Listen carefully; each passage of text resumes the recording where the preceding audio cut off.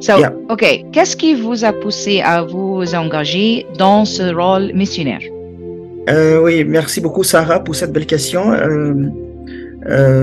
Donc, bonsoir chers auditeurs, merci d'être à l'écoute de cette émission. Je suis vraiment très reconnaissant d'être présent afin de présenter les choses qui me passionnent dans la vie. Alors, donc, Sarah, ta question, qu'est-ce qui m'a poussé à m'engager dans ce rôle missionnaire? Je dirais que la réponse est en 2 points. Premièrement, c'est que Jésus-Christ a demandé dans la Bible, donc dans le livre de Marc au chapitre 16, au verset 15 à 16, je le lis, il dit « Allez par tout le monde et prêchez la bonne nouvelle à toute la création.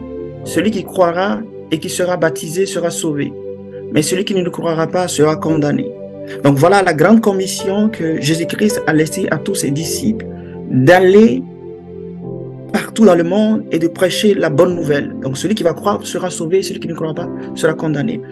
Et donc c'est un devoir d'obéissance à ce que le Seigneur Jésus-Christ nous demande de faire, que nous sortons, n'est-ce pas, chaque semaine pour aller prêcher la bonne nouvelle de Jésus-Christ dans les rues de Montréal, de Québec.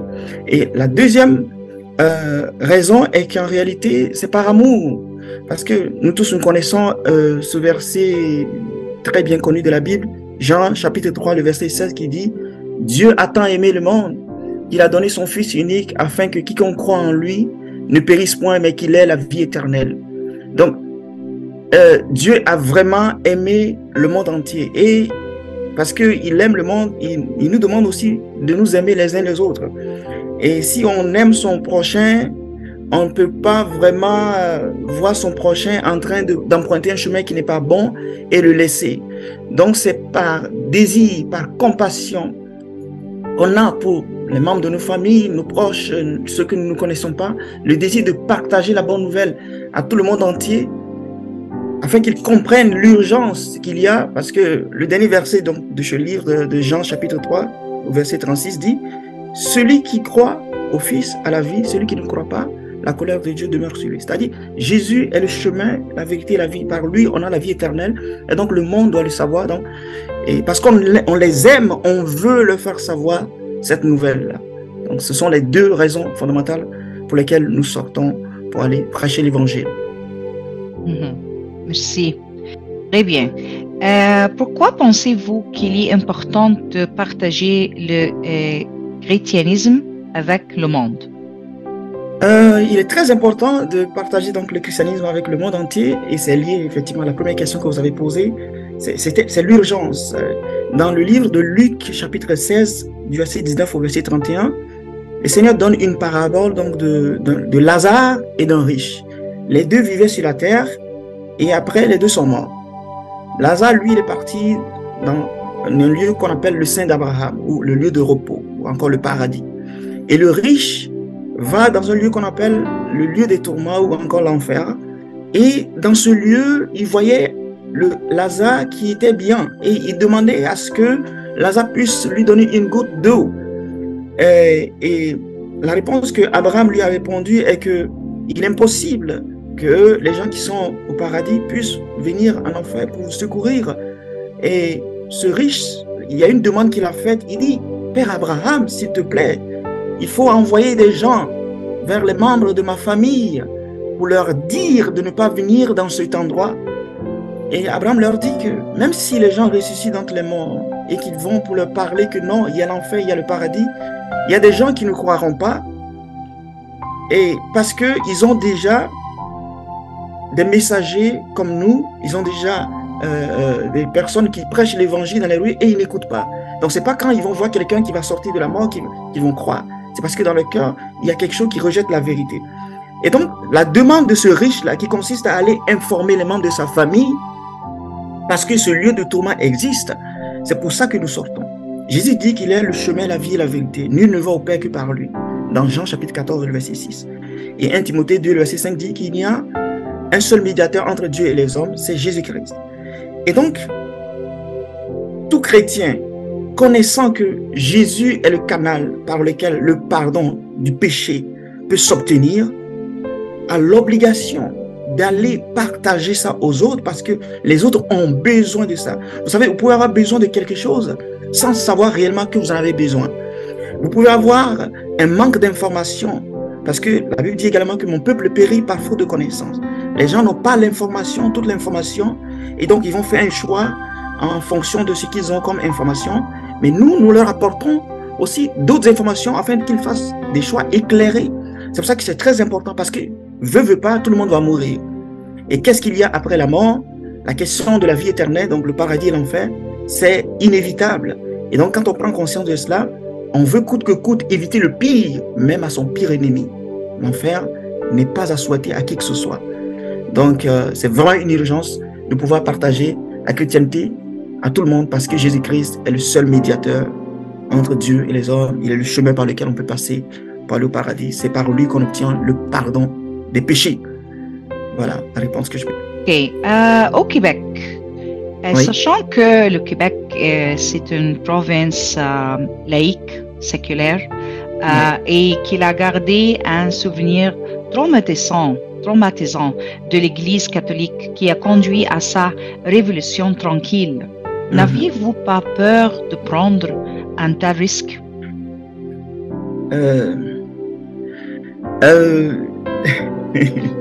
C'est une question difficile. Oui, c'est compliqué. Tout à fait. On n'a pas peur. On n'a pas peur de propager la bonne nouvelle, n'est-ce pas, qui peut sauver ne serait-ce qu'une seule âme. Paul dit que je n'ai pas honte de l'évangile, car c'est une puissance pour le salut de quiconque croit. C'est-à-dire que contre la mort, on est capable aussi de propager, même si il y a une loi qui défend qu'on puisse parler de Jésus à qui que ce soit, nous le ferons, parce que Jésus demande qu'on doit s'aimer les uns les autres. On doit s'aimer. L'amour passe avant toute chose. Vous savez, si vous avez un bien qui ne vous a rien coûté et que vous pouvez partager avec votre voisin et que lui aussi, il peut bénéficier de ce bien sans que vous, votre utilité ne diminue, pourquoi vous ne voudriez pas le partager? Alors, on n'a pas peur parce que, en la vérité, c'est le Saint-Esprit qui est notre force. Et vous savez, concernant le Québec, tous les pays, toutes les sociétés ont subi des traumatismes par le passé. Même l'Afrique, par la colonisation, donc des gens qui sont venus avec la Bible. Et ils couchaient avec nos sœurs, nos mamans, en pleine ville. Mais pourtant, ils venaient avec la Bible. Donc, on peut toujours regarder ces événements pour déduire que non, ce message qui contient la Bible n'est pas vrai. Cependant, c'est une grande erreur. Parce que, vous imaginez, le fait que quelqu'un dit qu'il ne veut pas faire la médecine parce qu'il y a eu un médecin qui a déjà violé une femme. Ou bien quelqu'un qui dit qu'il ne veut pas être avocat parce que les avocats, parfois, ils mentent. Ou bien quelqu'un qui dit qu'il ne veut pas être juge parce qu'il a déjà vu un juge condamner un innocent. Les dérèglements sont toujours présents dans nos sociétés. Les scandales vont arriver, c'est ce que Jésus dit. Il est impossible que les scandales n'arrivent pas. Mais malheur par qui le scandale sera arrivé. Il dit qu'au dernier jour, Dieu, il enverrait ses anges pour enlever de son royaume tous les scandales et ceux qui le commettent. C'est-à-dire que le traumatisme que le Québec a subi est un traumatisme qui n'est pas dû à Dieu, mais par des hommes. Et ces hommes qui ont causé ce traumatisme seront jugés. Ils seront jugés. Et nous avons le devoir, en tant que chrétiens, d'être des modèles dans la société et d'expliquer aux Québécois que Jésus n'est pas catholique. Et que ce qu'ils ont pu subir par le passé, Dieu est leur témoin, Dieu a vu. Et que les bras de Dieu sont ouverts pour tout le monde et pour les Québécois. Les hommes peuvent faire des choses au nom de Dieu. Donc, la raison pour laquelle nous disons qu'il ne faut pas se servir de Dieu, ou bien il ne faut pas faire les choses de Dieu selon nos propres traditions ou aux manières de voir ou manières de faire, mais selon ce que la parole de Dieu dit. Parce que les gens vont tenir la Bible dans la main, mais ils vont faire des choses contraires à la Bible. Ils vont tenir la Bible dans la main, mais ils vont violer. Ils vont faire ceci, mais ce n'est pas la Bible qui demande de violer. Oui. Et donc, prendre l'exemple sur des gens pour définir ce que Dieu dit est totalement erroné. Et donc, notre mission, n'est-ce pas, qui est nécessairement de propager encore la bonne nouvelle, mais aussi de rectifier le tir, n'est-ce pas, de de faire comprendre aux Québécois que Dieu les aime, n'est-ce pas? Parce que quand les dirigeants politico-religieux laissent la Bible pour faire leur propre tête, ils finissent par être un sujet de scandale. Mais l'amour de Dieu pour les Québécois doit toujours être prêché. Sinon, les gens ne sauront pas. Comment le sauront-ils s'il n'y a personne qui le prêche? Et tout le monde est occupé par boulot, métro, dodo. À nous de faire la différence en contribuant au salut des autres. Dieu aime toujours le Québec, peu importe son passé. Je me souviens maintenant, je rappelle l'expression de proverbe Don't throw the baby out with the bathwater. Ne jetez pas le bébé avec de l'eau de baigner. Exactement. Puis, même si il y a des problèmes d'autorité de l'Église ou c'est erroné d'humain, de nous, c'est à nous, comme vous a dit maintenant. Mais le foie, c'est le bébé. C'est ça. Il ne faut pas jeter le foie avec tous les problèmes ou les traumas de l'Église.